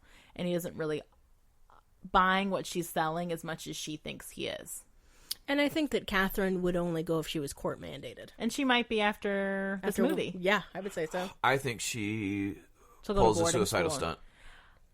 Whoa. I think she pulls I think you're right. I think she pulls self-injury or suicidal stunt, whether it's a stunt or not. But well, she'd get very demonstratively sent to rehab or like a Swedish boarding school where she and then she comes back and she's like, I'm remorseful for the things I've done. I was in a bad place and I was using, and I just, it was so much pressure from to be the golden girl. I think she'd subvert the narrative so that she'd look like the victim. I mean, she's classic cluster B. I don't have a specific diagnosis for him. I will explain. So personality disorders get grouped into clusters. There are 3 of them. Cluster A, Cluster B, and Cluster C. Cluster B is where the dramatic, emotional, or erratic disorders fit, such as antisocial personality disorder, borderline personality disorder, histrionic personality disorder, and narcissistic personality disorder live. I don't know which one either of these 2 are, because they show characteristics of all of them. So I'm just going to say that they're both cluster B, which also means that it is going to be extraordinarily difficult to get treatment with or without buy-in, but without buy-in, nearly impossible. Yeah. And reaching the point where you get buy-in with them would be difficult. I do not know what would happen with Catherine, but I think figuring out in engaging her at the most likely point you're going to get her is after crisis. She's not going to come in before her life gets destroyed by this Cruel Intentions journal. So I think we would see Catherine at this point. And I think for her, I think hospitalization is probably going to be honestly what I think would happen, because based on the behavior she shows, in order for her to get seen at all by anyone is going to likely become either forced or because she can't control the narrative about her so much that she has so intense of a crisis that she either gets suicidal, either as a gesture to get attention back on her or flip the narrative back in her control, or because she's legitimately so out of control she doesn't know what else to do. Yeah. Absolutely. I think it'd be a mix. Yeah, I think it definitely could be a mix of both. And just to point this out, so when we talk about buy-in, what that means is a person's motivation to do the kind of work that they need to do to meet their goal, whatever that goal might be. Mm-hmm. So if somebody is forced to come in, or like even how kids, a lot of times kids aren't asking to come to see a therapist, they have to want to have that relationship with the therapist. They have to be willing to do different things and learn how to have insight. They have to have some sense that they do want to experience life in a different way. And so if somebody doesn't have buy-in, which it can be really hard with people who are court mandated because they're doing it against their choice, they may not be in a place to accept any kind of ideas or thoughts or that to help them be something other than they are. They mm-hmm. have to have some sense of wanting to have change in their life.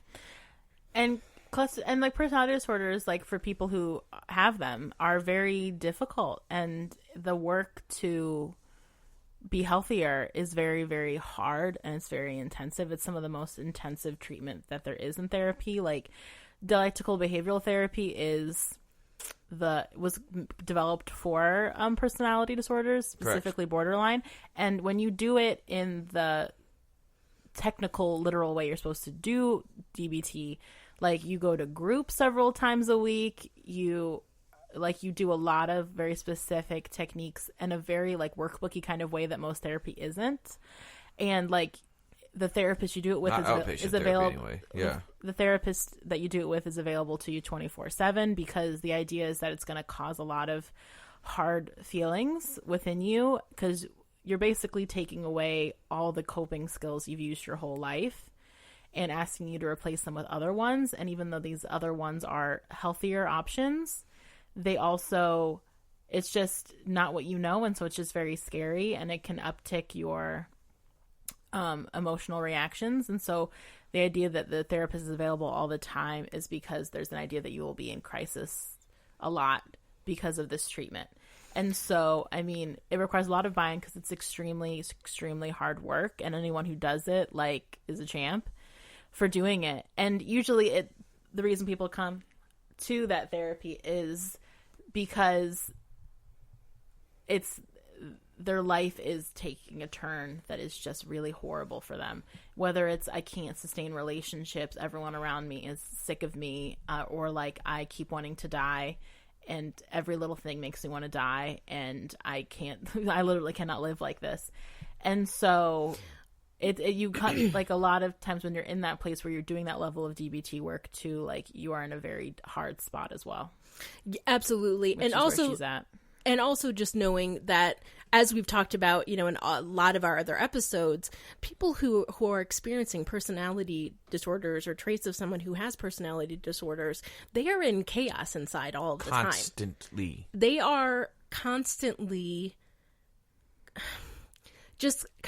unsure of everything and having themselves and having to reinforce things. So also knowing that, even though I know, the ways that we talked about Sebastian and Catherine, like they generally are in turmoil all of the time. And the way that they're acting is the only way that they see to survive the way that they feel. And to get their needs met. Well, the world is a scary place to them, because it's been demonstrated like that by their parents. Like, you Absolutely. Can't trust anyone. Like, if you were raised to believe you can't trust anyone, the people are always out to get you. Even the people that you'll be, quote unquote, in love with and married to are fucking around on you. They're lying to you. They treat you like garbage. Like, that's like a horrible, scary world that you've been raised to believe exists. And that's why in the beginning, when I was being a little more empathetic and sympathetic towards Catherine, because she's trying to... You don't try to control the world like that because you think the world's a nice place to live in. You control the world like that because the world is terrifying, unlivable to you in any other way. And so that's exhausting. Like, to like feel like you have to live life like that. Like, the amount that Catherine must be thinking all the time is exhausting. And maybe she gets a thrill out of it, and she's made it a game in a way that gives her a lot of satisfaction. That was the couch. It's the couch. It's the couch. But I think that that's just really like that's like a hard. And so I think what I'm trying to say too is, even though we've shit on Catherine a lot, personality disorder isn't like they just have a shitty personality, like, and so they're just dicks or whatever. Like, they're struggling in a real way. And personality disorders are usually more developed by the people around you. Like, that's why it's a separate kind of diagnosis than other mental health diagnoses, because it's usually impacted by what's happened to you within your life. Right. There's usually extreme trauma. There's usually extreme separation between what happens to a typical person's life and what happens in their life and what is normal in their home, and what they have seen and the way they've learned to process the world is much different than what you would see in a typical situation. And the treatments developed for them, I agree that DBT would probably be what both of them would need, because needing to work in DBT is a blend of using cognitive behavioral techniques and also learning to embrace mindfulness and change thoughts. It's a very eclectic technique that is organized by taking the techniques that work from other things and blending them into a cohesive, structured approach. And it requires a lot of work, and it requires a lot of, like Brittany said, undoing your coping skills, because everything that you have been doing to solve crises or to deal with situations, to feel in control of life, has furthered and deepened the chaos. And learning to change the way you think about things, change the way you approach things, change what your objective is when you're trying to solve a situation is a lot of work, and both of them would need that. But since Sebastian is dead, in my point of view, the work would need to be done by Catherine at this point, in that respect, and it would take a lot of time and a lot of investment from her if she was willing to do it, which I hope she would be after having status and everything that she built around her fall, that she would learn that, you know, like what's been going on for her hasn't been normal, and getting probably out of her household environment would be tremendously helpful. And I think, like some residential or at least IOP level treatment, which intensive outpatient, multiple days a week, would be necessary. I would imagine her parents would probably send her away somewhere because of the image of it all. And that actually probably would be a blessing to her, like sending her to like either a rehab or something like Wilderness. Wilderness is like oh, you know that's not happening for her. I know that she's not going to Wilderness, but like you know that ain't Wilderness happening. Is like when your parents literally send you into the wilderness. Like it's like a program with the group. It's a program where Safely. you go out into the it's like a therapeutic thing where you go out and you hang out in the woods, and it's supposed to teach you like teamwork and resilience and get you out of like your head. And you know, it's very behavioral, though a lot of kids who go there, it's more like behavior because they're having a lot of bad behavior stuff. Or it gets you out of the narrative where you're in control of your house. Yeah, it takes the child out of the chaotic environment and puts them in a way where they have to adopt to the system like everyone else does. The system will not bend to you. You must bend to the system, and you must change the way you function. And if you behave properly, you'll be accepted, and if you don't, there'll be consequences. Mm-hmm. And that's where it'll go. But I think that for me, I think DBT is where my suggestions for Catherine would begin, because I think there's a lot of work that needs to be done, and she's just about an adult, so she'll have the ability to choose kind of what kind of life she wants to lead from this point forward based on what's happened to her, which is going to take a lot of time to heal from. Mm-hmm. And so really quickly for me in terms of treatment, I think the most important thing is that, so I'm considering like, again, that Sebastian didn't die. But that if he was alive, of seeing him, so if I saw Sebastian and Annette, which is what I would assume would eventually happen, knowing the most important thing is that he would need treatment before we could do anything. Mm-hmm. It would definitely be, again, I know I've talked about this before, it's part of why when I do couples assessments, I see them as a couple and then I see them individually. And if there is a real indication that there is something much more an indication that someone is struggling with things so much that it is affecting their relationship, and that we can't delve into that until they have more awareness of themselves and trust themselves and have a better sense of self, really, for lack of a better way to say it. And I would have to have a discussion with them of, so I'm really glad that you guys, came, and it was really nice to get to know you, but I think that at this time you're not really appropriate for couples sessions. And I think what my, clinical recommendation would be is that, Sebastian, you see a therapist, have some individual work done, and then please feel free to come back after that has happened. But I really feel like it would be detrimental to your relationship if we started here. So that's the only thing I want to say about treatment for right now, because I think it's just too hard to even conceptualize what treatment would be like. I've been thinking about it the whole time we've been recording, and I can't put my finger on anything else except for until something else happens with Sebastian, or even with Catherine, in the same sense that she comes in with a spouse or something. Like, she would need to do work before we could even look at a couple session. Yeah. All right. So, final thoughts on Cruel Intentions. I think this movie surprisingly holds up. I think, other than the gay slurs, which are bad, but also feels like something that these kind of people would still say today. I think it does surprisingly hold up.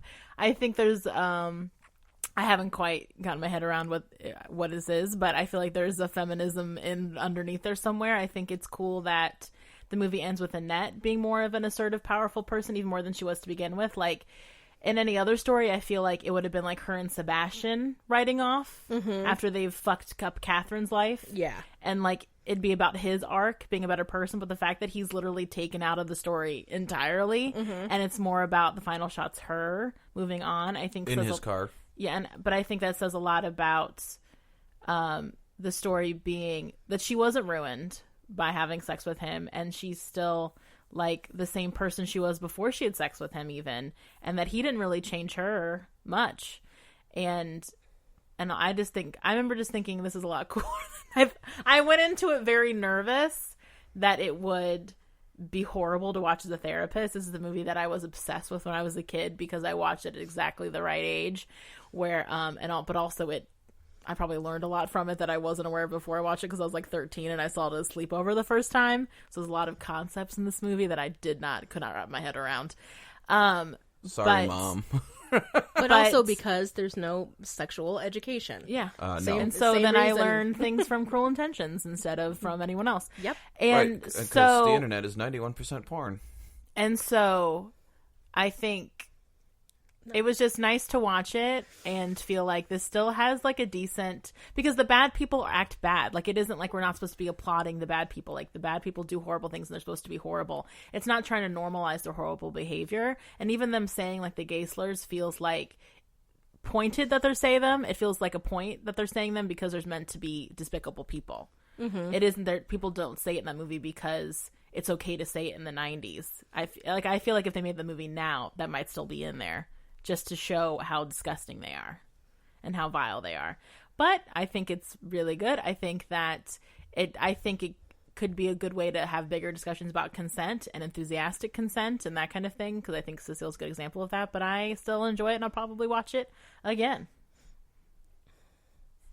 Do you want me to go next? I don't know. I'll just go. Okay. So, I had very similar feelings to Brittany. I was really worried that this movie was going to be like embarrassing to watch, that there would be so many things that are vile about the way that the people act, that I wouldn't even be able to feel connected to them. I definitely watched this movie when I was probably around the ages they are, maybe like 17. And I remember like liking it and being turned on in all the scenes, maybe, because I was 17. Exactly. But also, so going into it like that, but also kind of being a little bit excited to watch it again because it's been such a long time. And I was a little bit surprised at how kind of enjoyable it even was to watch, and how I don't think I realized how silly Cecile was, and how I think now as an adult she's more endearing to me as a character in the movie than she was when I was a teenager. As a teenager, she was annoying and stupid, and I didn't understand why she was acting like that. Yeah. But so now I think I am I think the part of me is kind of as interested in watching it again. I mean, because also, you know, when we watch the movies for this, for these episodes, watching it through the eyes of a therapist is so much different than how I watch things. I mean, yes, most of the time I watch them from, you know, because I am a therapist, but I was really worried that this movie, I would never be able to watch it again because it's so vile. Like, you know, Shutter Island and like a bunch of other movies that we've watched that I said I hated. So I do think that I would, I do think that I would watch this movie again. And I do think it was interesting. And I do think it would be a good way to talk about consent.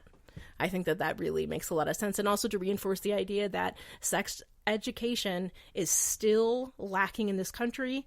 It is an abomination that we don't let our young people have a better chance at having a healthy sexual life and a healthy sexual identity. Mm-hmm. And it is, and I hope that parents are appalled as they should be for not letting the school system do something about that in a way that makes any fucking sense. They're not. Go ahead, Ben. So, if I look at this movie objectively, I think that it does a masterful job of telling a good story. The way that it was acted was, for the most part, done very well, even though I found Sebastian intolerable. I'm probably supposed to. But I think that the way the story is told and written is done very well, and that the way it contains a final twist of everybody's story ended up falling apart on them, and the bricks that they built falling down on them and being the thing that ultimately destroys them, I think is a really powerful thing to show. And I agree with both of your points, especially about learning the importance of consent as vital, and also the importance of educating children and not letting their peers be the one that educate them. Or like the first guy who wants to fuck them be the one that educates them. Definitely not that. Or the first girl that wants something, because that happens too. Absolutely.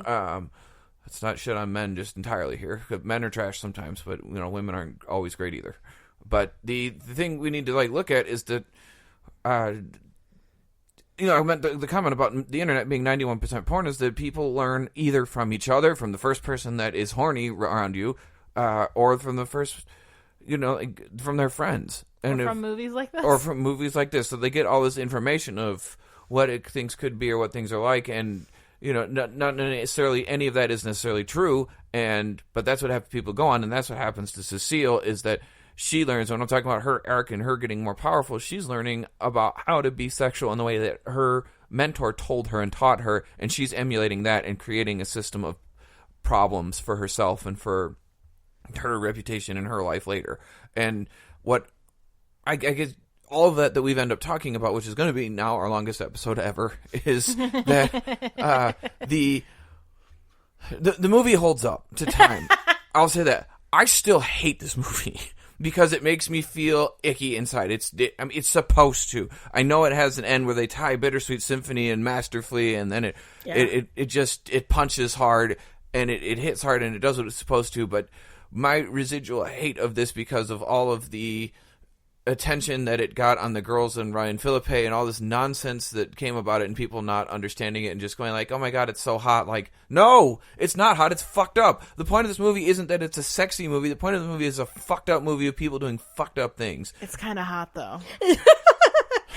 But I am just one. I mean, like, one quick thing is that when you pointed out all the different ways that people could learn about sexuality, also people can learn about it by being abused. Absolutely. And so not only are we not having sexual education because we think that's worse than anything else, but also potentially having somebody who might be more susceptible to being abused because they aren't aware of so many different things about them, and creating that healthy idea of what sexuality is. So they could also be shown through that.